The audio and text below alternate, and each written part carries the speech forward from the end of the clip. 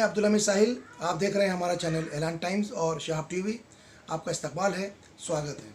इस वक्त देश में कोरोना के जो मरीज़ हैं, कोरोना का जो संक्रमण फैला हुआ है, 31 से 32 लाख का आंकड़ा पार होने जा रहा है। ऐसे में उत्तर प्रदेश की असेंबली में जो हंगामा मचा, सपा के विधायक ने वहाँ पर जो यूपी सरकार की जो पोल खोली है और अस्पतालों की जो पोल खोली है, वो देखने और सुनने जैसी है।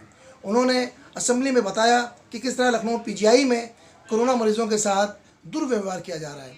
यहाँ तक कि आम जनता छोड़िए, अभी हाल ही में क्रिकेट के एक महान खिलाड़ी चेतन शर्मा का देहांत हुआ, वो कोरोना के संक्रमित थे।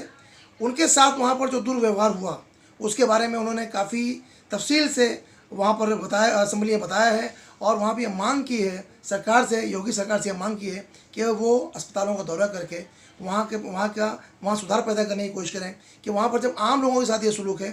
खुद वो जो विधायक है सपा के, उनका ये कहना है कि उनका खुद 4 से 5 बार टेस्ट हुआ, लेकिन चारों पाँचों बार लापरवाही की गई। आखिर में उन्होंने जो सपा के राष्ट्रीय अध्यक्ष हैं अखिलेश यादव, उनके कहने पर वो फिर उनसे उन्होंने विनती की और वो वहाँ से डिस्चार्ज लेकर खुद घर पर आ गए और स्वयं को होम क्वारंटाइन करके अपना इलाज किया। और ठीक होने के बाद जब असेंबली शुरू हुई, असेंबली में पहुँचे तो उन्होंने सारी विपदा सुनाई। तो बता दें कि इस वक्त यूपी की हालत बहुत ज़्यादा ख़राब है। कोरोना को लेकर सरकार एक तरफ अलग दावे कर रही है, अलग बातें बताती है, अलग बखान करती है, लेकिन मामला कुछ और होता है। लखनऊ पीजीआई, लखनऊ जो वहाँ की राजधानी है, जब वहाँ पे ये हालत है तो आम ज़िलों में, आम डिस्ट्रिक्ट्स में कोरोना के पेशेंट्स का, कोरोना के मरीज़ों का क्या हाल होगा। देखें ये वीडियो कि किस तरह सपा के विधायक ने अपना दर्द बयान किया है। असेंबली में उन्होंने योगी सरकार का पूरा काला चिट्ठा खोलकर रख दिया है। देखते रहे इस तरह के चैनल, इस तरह के वीडियोस के लिए हमारा चैनल ऐलान टाइम्स और शहाब टीवी। लेकिन मैं जो देख करके आया हूं 19 दिन पीजीआई में, मैं वो सच्चाई आपको बताना चाहता हूं, सदन के माध्यम से उत्तर प्रदेश को बताना चाहता हूं और सदन के माध्यम से अपने सभी माननीयों को भी बताना चाहता हूं कि कोई गलत फहमी में न रहे। हम तो ये कहेंगे, भगवान से प्रार्थना करेंगे कि किसी को कोरोना ना हो। हमारे ही बगल में, अब हम लोगों के बीच नहीं है, स्वर्गीय चेतन सिंह चौहान जी, मैं 13 नंबर बेड पर था और वो 14 नंबर बेड पर थे। अगर नेता सदन सुनेंगे तो आप भी आश्चर्य रह जाएंगे। मैं 11 जुलाई को दोपहर में एडमिट हुआ और माननीय मंत्री जी 11 जुलाई की शाम को 5 बजे एडमिट हुए। और अब मैं जो कहने जा रहा हूं वो दुर्भाग्य है हमारा भी, माननीयों का भी, और जो लोग अस्पताल में भर्ती हो रहे हैं उनका भी। 8 लोगों का वार्ड, माननीय जी, 8 लोगों का वार्ड, जहां 8 कोरोना संक्रमित लोग होते हैं। डॉक्टरों की, नर्सों की और वहां की टीम आती है तो गेट से ही पूछते हैं कि चेतन कौन है। तो माननीय मंत्री जी क्योंकि बहुत सरल थे, उन्होंने हाथ खड़ा किया। टीम आती है, उन्होंने कहा चेतन आपको कब हुआ कोरोना? तो उन्होंने अपनी बात बताई। तो फिर एक दूसरा स्टाफ बोलता है चेतन क्या करते हो तुम?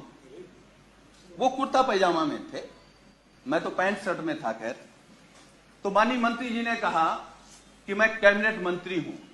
तो एक स्टाफ ने कहा कि कहां के? तो उन्होंने कहा उत्तर प्रदेश सरकार। तो मैं सोच रहा था कि ये लोग कैसे इस बदतमीजी से बात कर सकते हैं, लेकिन मुझे यह भरोसा हुआ कि जब माननीय मंत्री जी ने कह दिया कि मैं उत्तर प्रदेश सरकार का कैबिनेट मंत्री हूं, तब शायद वो चेतन जी कहेंगे या थोड़ा आदर करेंगे।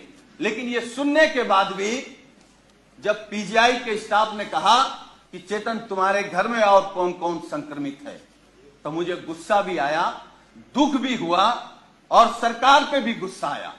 मतलब सरकार का इतना भी दबाव नहीं है भाई। कैबिनेट मंत्री के बाद कौन होता है? मुख्यमंत्री। तो इसका मतलब उत्तर प्रदेश में केवल योगी आदित्यनाथ जी का सम्मान होगा। अगर शर्मा जी को कोरोना हो गया तो आपके साथ क्या व्यवहार होगा आप सोच नहीं सकते। हम नहीं चाहते, हम तो भगवान से प्रार्थना करेंगे कि आपको नहीं, किसी को ना हो। लेकिन उसके बाद मान्यवर, मुझे जब गुस्सा आया, मैं अपना गुस्सा नहीं रोक पाया, तो मैंने डॉक्टर से कहा कि आप जानते हैं कौन है? चलिए आप नहीं प्रभाव में आ रहे हैं कि ये योगी सरकार के कैबिनेट मंत्री हैं, ये वो हैं जो देश के लिए क्रिकेट खेलते थे। तो उस डॉक्टर ने कहा अच्छा ये वो चेतन है, और ये कहते हुए डॉक्टर और स्टाफ पूरा चला गया। वो 2 दिन तक हमारे बगल में रहे। वो मैं ये कह सकता हूं कि जिस घुटन में थे वो माननीय शर्मा जी नहीं महसूस कर सकते। और मुझे जो शब्द नहीं कहना चाहिए, वो कोरोना से हमको आपको छोड़ के नहीं गए, सरकार की अव्यवस्था से हमको आपको छोड़ करके गए। इतना गंभीर मामला। और मान्यवर, मैं दूसरी बात बता रहा हूं। मैं 19 समाप्त कर नहीं, मैं समाप्त कर दूंगा। अब हमारा केवल दर्द सुन लीजिए। जी। मैं 19 दिन तक एडमिट था।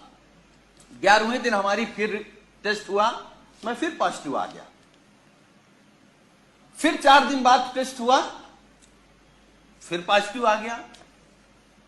हमारे माननीय राष्ट्रीय अध्यक्ष, हमारे नेता माननीय अखिलेश यादव जी ने फोन से हमसे कहा कि सरकार का शासनादेश हो गया है कि तुम घर पर रह करके ठीक हो सकते हो, इस सरकार की व्यवस्था पर भरोसा मत करो, और जांच करा करके आप लिख करके देख आओ कि हमको इलाज नहीं कराना, हम होम क्वारंटीन रहना चाहते हैं।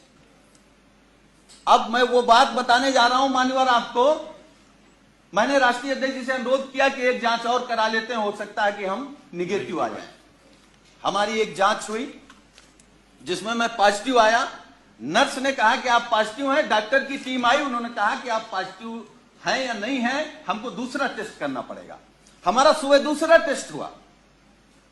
जब दूसरा टेस्ट हुआ, जब शाम को मैंने कहा कि हमारी रिपोर्ट क्या आई, तो उन्होंने कहा कि आपका रेपर बदल गया था, इसलिए शाम को तीसरा टेस्ट होगा।